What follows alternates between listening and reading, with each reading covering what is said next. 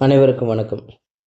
இந்த நூற்பா அவற்றுள் ந நகான் முன்னர் க ச பாம ய வ ஏழும் உரிய என்கிறது.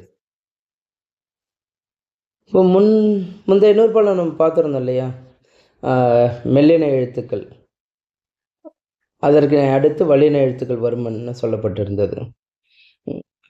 அதற்கு ஒரு கூடுதல் ஒரு சிறப்பு விதியாக அந்த மெல்லின எழுத்துக்களில் உள்ள 2 எழுத்துக்களை எடுத்துக்கொண்டு ந ந ஆகிய இந்த 2 எழுத்துக்களை எடுத்துக்கொண்டு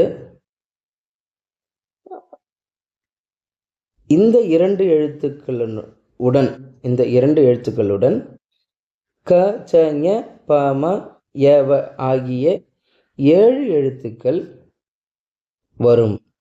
அதாவது இந்த எழுத்துக்களை தொடர்ந்து இந்த 7 எழுத்துக்கள் வரும். முன்பு என்ன சொல்லியிருந்தாங்க பார்த்தீங்கன்னா, இந்த டன்னகர இருக்கு இல்லையா, இதுக்கு இதனை அடுத்து டகரம் வரும்னு சொன்னார்.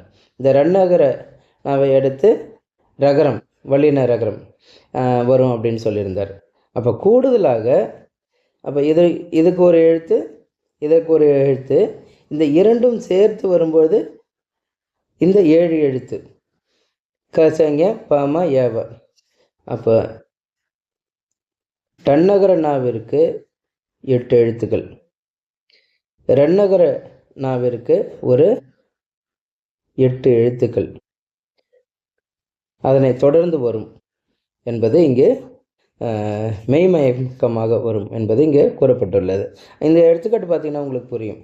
அப்போ ஒவ்வொரு இடத்துலையும் பார்த்திங்கன்னா டன்னகர நகரம் கொடுத்துருக்கிறாரு, அப்புறம் ரன்னகர நகரம், அதனை அடுத்து களம், வெண்கலம், புன்கண், அப்புறம் வெண் சாந்து. ஒவ்வொரு முடிச்சிட்டார். வெண்கலம், அதாவது இந்த நகரத்தை வைத்து வெண்கலம், அடுத்த ரன்னகர நகரம் வைத்து புன்கண், அது முடிஞ்சதுங்களா. அப்புறம் அடுத்து சகரம் எடுக்கிறார். வெண் சாந்து, டன்னகர நகரத்தை வச்சு சகரம், வெண் சாந்து. அடுத்தது என்ன பண்ணுவார், ரன்னகர நகரம், அதை புன் செய் சொல்லிட்டாருங்களா. அப்போ அடுத்தது என்ன பண்ணுவார், மறுபடியும் இந்த டன்னகர நகரம் எடுப்பார், அப்புறம் ஞா எடுப்பார், வெண் ஞான், அப்புறம் ரன்னகர நகரம் எடுப்பார், அப்புறம் ஞா, பொன் ஞான். இந்த மாதிரி இந்த 2 எழுத்துக்களுக்கும் டன்னகரம் ரன்னகரம் ஆகிய இந்த 2 எழுத்துக்களுக்கும் இந்த 7 எழுத்துக்கள் எவ்வாறு ஏந்து வருகின்றன என்பதை தான் இந்த எடுத்துக்காட்டு முழுமையாக விளக்கியிருக்கு. அதை நீங்கள் உள்ளே பார்த்தீங்கன்னா தெரியும். அப்போ இந்த மெய்மயக்கங்கள் இந்த 2 எழுத்துக்களோடு எவ்வாறு அமைந்திருக்கிறது என்பதை இந்த நூற்பா எளிமையாக விளக்குகிறது. நன்றி, வணக்கம்.